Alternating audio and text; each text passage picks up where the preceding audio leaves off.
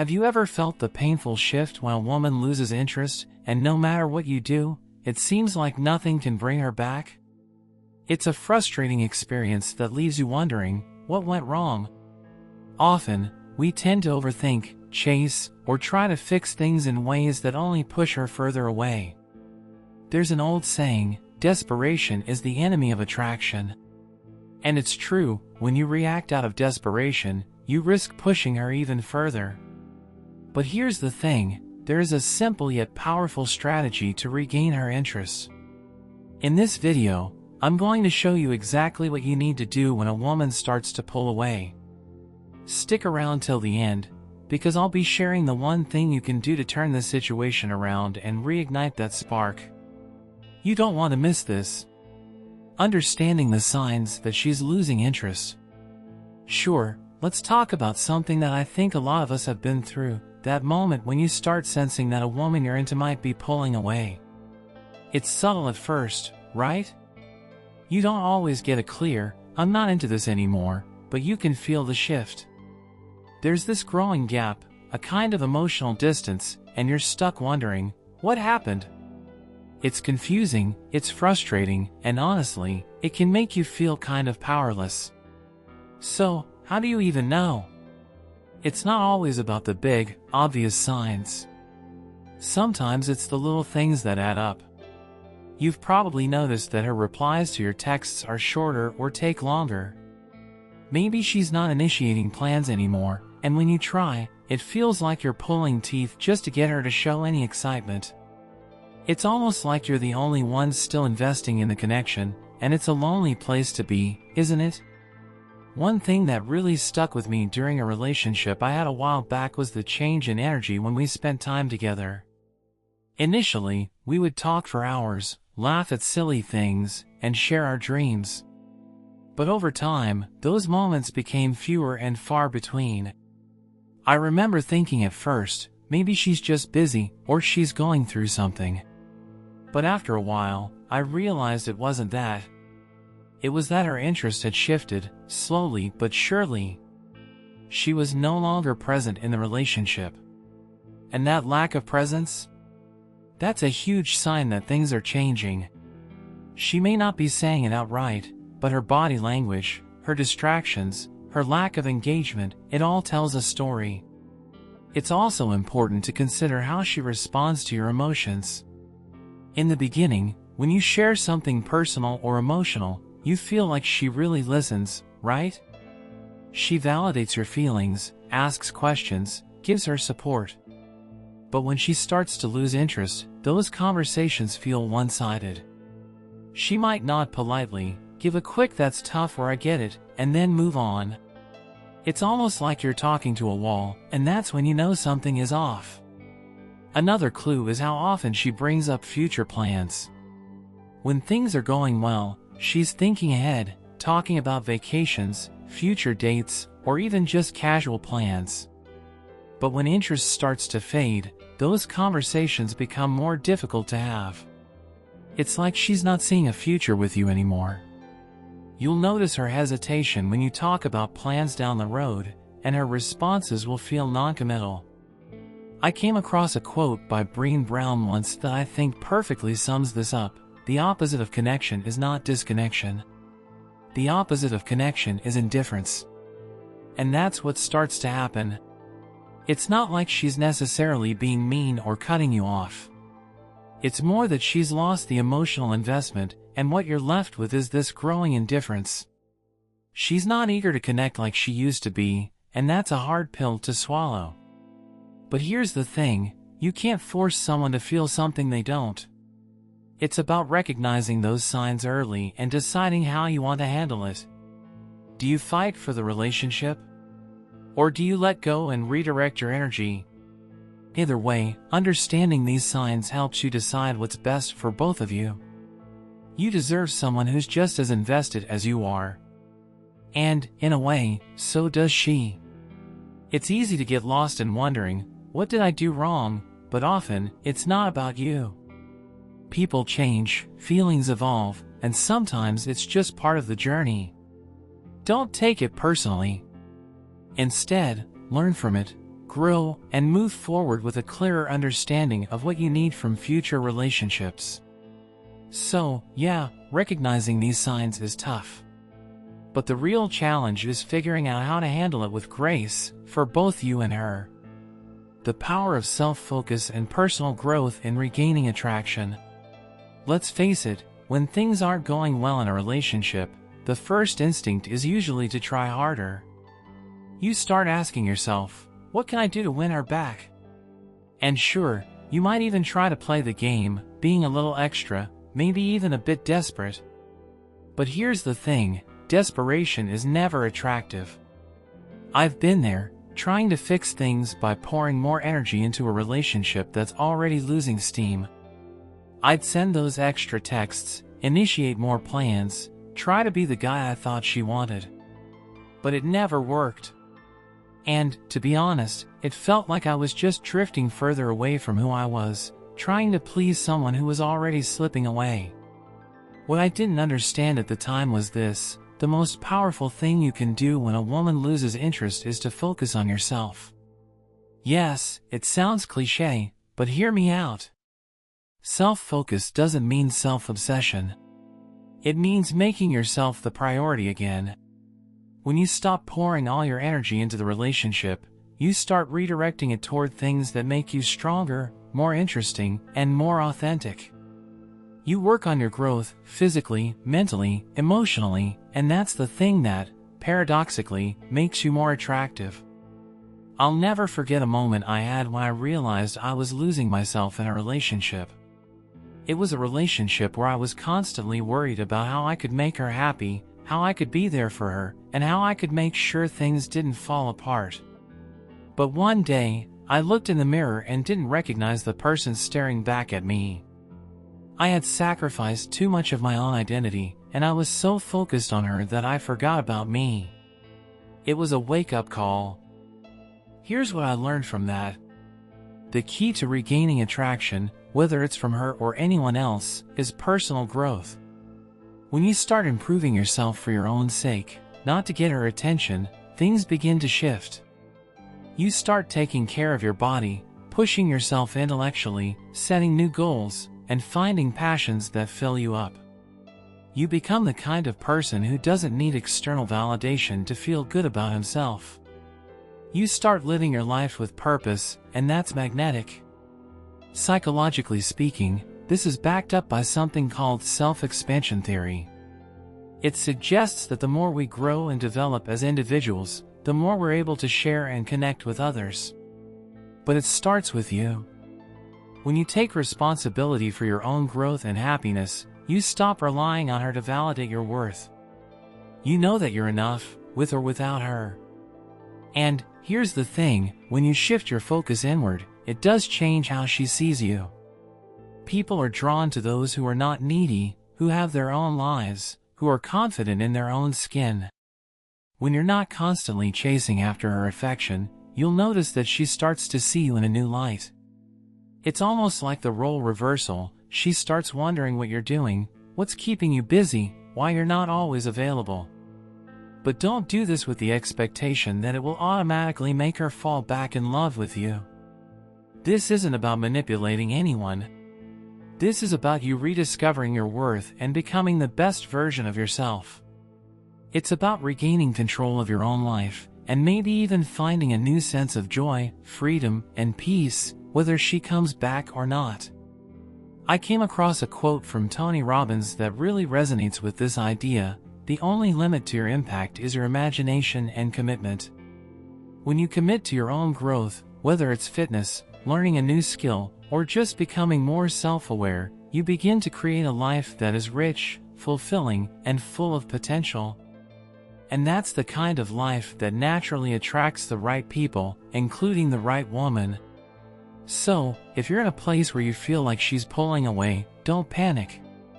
Don't lose yourself in the chase. Take a step back and work on yourself.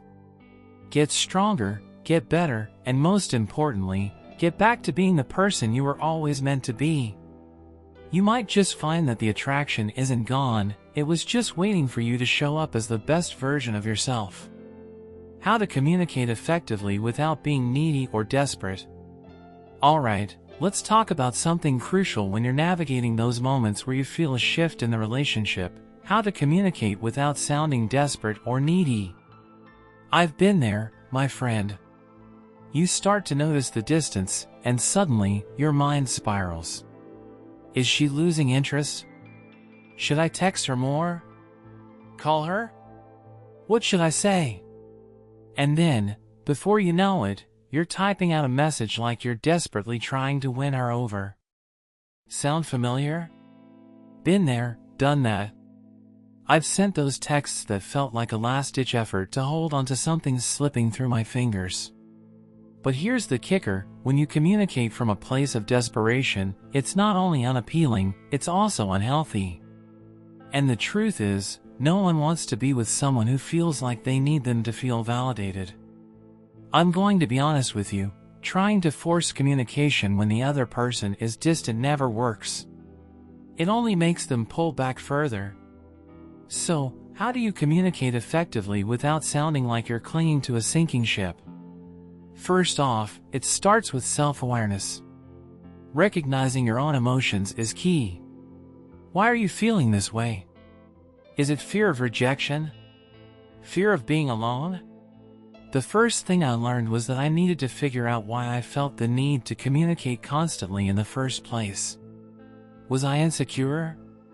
Was I hoping that more communication would somehow fix the situation? The reality is that, more often than not, it's my own fears and insecurities that drive me to send those over-the-top texts or to initiate conversations when I shouldn't. But once I got clear on this, things started to change. I realized that self-worth is the backbone of healthy communication. When you're confident in who you are, you don't need to constantly prove your value to anyone, including her. You know that if she's truly interested, she'll meet you halfway. And if she's not, well, that's her choice, and it's not a reflection of your worth. I found that when I stopped needing her approval, I could communicate with calmness and clarity. I wasn't looking for validation anymore, I was just being myself. And that shift? It made all the difference. A key point I learned through experience, and from reading books like The Subtle Art of Not Giving a**ck by Mark Manson, is the importance of giving space. Communication isn't just about sending messages or making calls. It's also about respecting her space and letting things breathe. I used to bombard her with questions when I felt unsure. Why aren't you texting me? What's going on? Are we okay? But that only made things more tense. Now, I get it. Space allows both parties to think, reflect, and come back to the conversation with a clearer mind. Giving that space is actually a sign of strength, not weakness. Then, there's the art of listening more than you speak. When things are uncertain, the best thing you can do is pay attention to how she communicates, not just what she says, but how she says it. A lot of times, we're so eager to get our point across that we forget to actually listen. This takes emotional intelligence, being aware of the other person's feelings, their tone, their body language. It's in these subtleties that you can gauge whether or not things are going well. In fact, some of my most meaningful conversations came when I decided to shut up for a second, listen to what she was really saying, and respond thoughtfully. One of my favorite quotes from Stephen Covey is, "Most people do not listen with the intent to understand, they listen with the intent to reply." That hit me like a ton of bricks. When you listen with genuine curiosity, you're not just waiting for your turn to talk, you're truly understanding where the other person is coming from. And that makes all the difference in how your message is received. Finally, remember this: don't chase. Be consistent, but don't chase. This is probably the hardest part. But when you stop chasing and just let things unfold, that's when the dynamic starts to shift. You're not glued to your phone, waiting for the next text. You're busy living your life, doing things that matter to you, and allowing the relationship to evolve naturally. When you communicate from a place of choice rather than need, it's like night and day. you'll find that the attraction doesn't depend on constant messaging or over-explaining. It depends on the space you create for both of you to be authentic. To sum it up, communicating effectively without being needy or desperate is all about self-awareness, giving space, active listening, and remembering that you're worthy of love and respect no matter what. It's about finding that balance where you're not clinging, but rather living your life with intention and letting the relationship unfold naturally. It's a lot harder than it sounds, but trust me, when you get there, you'll see that less really is more. Building emotional and physical space to spark curiosity. Let's dive into something that I think might feel a bit counterintuitive at first, but trust me, it works, creating emotional and physical space to spark curiosity. When a woman starts pulling away, it's tempting to go all in, texting more, calling more, trying to be the perfect, always available partner. But here's the truth, that constant presence, it can actually drain the energy from a relationship. When you're always there, always accessible, you begin to lose that mysterious, intriguing quality that initially attracted her in the first place. I know. It's hard not to cling when you feel like things are slipping. I've been in situations where I thought, if I just stay consistent, if I keep reaching out, maybe she'll come around. And sure, in some cases, that approach works. But more often than not, I found that giving space, emotionally and physically, actually worked wonders. And it wasn't about playing games or being manipulative, it was about giving the relationship room to breathe. It's like this, think of any great movie, book, or show that has captivated you. What keeps you on the edge of your seat? It's the tension, the suspense. You want to know what happens next, right? But if they gave you the whole story at once, if they took all the mystery away, it wouldn't have the same impact. The same thing happens in relationships. When you're constantly in touch, when you're always trying to make sure everything's okay, there's no room for that anticipation, that feeling of what's next. And let's face it, curiosity is one of the most powerful things that keeps attraction alive. I remember a time when I was dating someone, and I found myself texting her all the time. It started off with good intentions, checking in, being thoughtful. But over time, I noticed she wasn't responding with the same enthusiasm. The more I texted, the less she replied. It was a slow shift, but eventually, I realized I was suffocating her with my presence. So, I took a step back. I gave her space, physically, emotionally. And guess what? The moment I stopped texting so frequently and gave her the freedom to miss me, the dynamic completely changed. Suddenly, she was the one reaching out more. She started showing more interest, more curiosity. And it wasn't because I was playing hard to get. It was because I had created space for her to wonder. Here's the psychological truth behind it. People are wired to seek novelty and unpredictability. If you're always there, always available, you're no longer a source of novelty. But when you let her have time to herself, when you give her room to miss you, you suddenly become interesting again. It's like giving a plant room to grow, too much water, too much sunlight, and it starts to wilt. A little space, though, a little distance, that's when it thrives. Another way this plays out is in emotional space. I've learned that the more you give someone space to feel their own emotions, the more they appreciate and value your presence. It's about not overwhelming her with your own emotional needs. Don't constantly ask her for reassurance or try to get her to open up about her feelings all the time. When you can manage your emotions and give her the space to handle hers, you create an environment of mutual respect. And, in turn, that emotional freedom can ignite curiosity about what you're up to, how you're feeling, and what you're thinking. There's also a quote from the author Esther Perel that really resonates with me on this topic. The quality of the relationship depends on the space between two people, not on how close they are. It's not about being physically distant, necessarily. It's about creating that healthy balance where both people can be their own individuals, with their own interests, lives, and experiences. This kind of emotional and physical space lets both people miss each other, and missing someone is a powerful way to rekindle attraction. The point here is simple: stop being so available all the time. Stop putting all your emotional eggs in one basket. When you pull back, when you focus on your own life, your own growth, and your own happiness, you naturally create room for curiosity to blossom. You're no longer just there all the time, you become someone worth wondering about again. And trust me, curiosity doesn't just bring people back, it helps them see you in a whole new light. So, take a deep breath, step back a little, and let the space work its magic. It's not about playing games, it's about respecting both your own needs and hers. And when you do that, you might just find that the attraction you're hoping for comes back stronger than ever.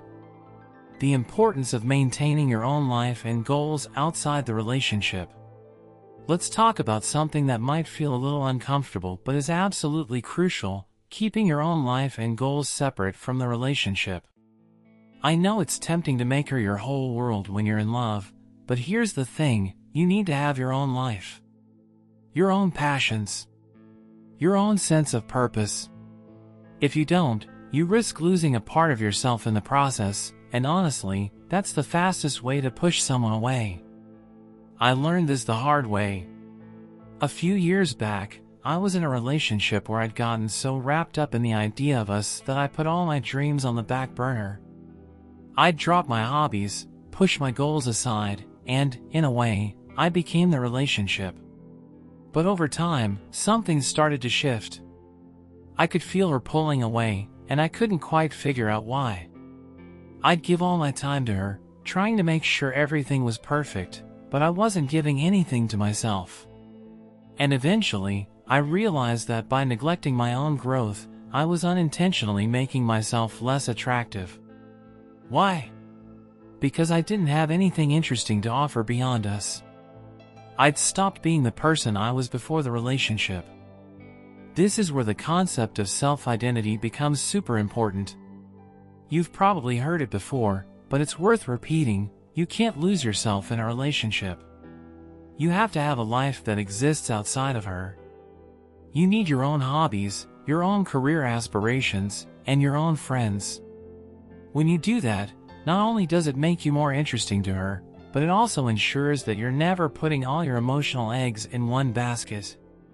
When you focus on your own goals and passions, you maintain a sense of self-respect. You also show her that you don't need her to complete you, but rather, you're two whole people coming together to share something meaningful. Think about it: the most intriguing people you know are the ones who have their own lives. They have passions, they're driven, and they don't just exist in their relationships. This doesn't mean you're distant or neglectful, it just means you're someone who knows how to balance their personal and relationship life. This is not to say that the relationship shouldn't matter to you. Of course, it does. But when you keep pursuing your own goals and dreams, you're showing her that you're a person with your own purpose, someone who is living fully. I remember reading a quote by the great psychologist Carl Jung that really hit home: the privilege of a lifetime is to become who you truly are. In a relationship, you shouldn't lose yourself trying to meet someone else's needs. Instead, you should both be growing together while honoring each other's individuality. And here's the secret: the more you focus on yourself, the more she'll be drawn to you. People are naturally attracted to those who are fulfilled and content with their own lives. It creates a sense of mystery, excitement, and, honestly, respect. When you're constantly available, constantly trying to please, you start to feel a little predictable.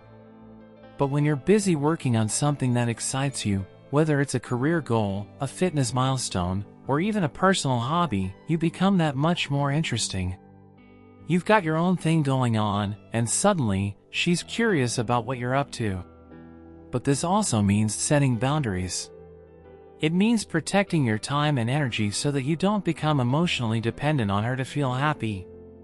It might be uncomfortable at first to set these boundaries, especially if you're used to being there all the time. But trust me, the more you honor your own goals, the more you'll find that the relationship naturally falls into a healthier dynamic. It's not about playing games, it's about maintaining your sense of self-worth and creating space for the relationship to thrive without smothering it. To sum it up, keep your life vibrant. Stay true to your own goals. Keep evolving, growing, and living outside the relationship. It's not only good for you, but it also strengthens the connection you have with her. Remember that when you're the best version of yourself, she's going to be more interested in you, not less. So go ahead, chase your dreams, nurture your passions, and don't ever forget that you are more than just a partner. You are a whole, incredible person in your own right. And that's the kind of person anyone would be lucky to be with. And there you have it, guys. Sometimes the solution is simple. Focus on yourself and let the right energy flow. When a woman loses interest, it's not the end of the road, it's an opportunity for growth and self-discovery. Keep your head high and let life do its thing. If this video resonated with you, make sure to give it a thumbs up, subscribe for more insights, and share it with someone who could use a little guidance. Remember, your value doesn't depend on anyone else's attention.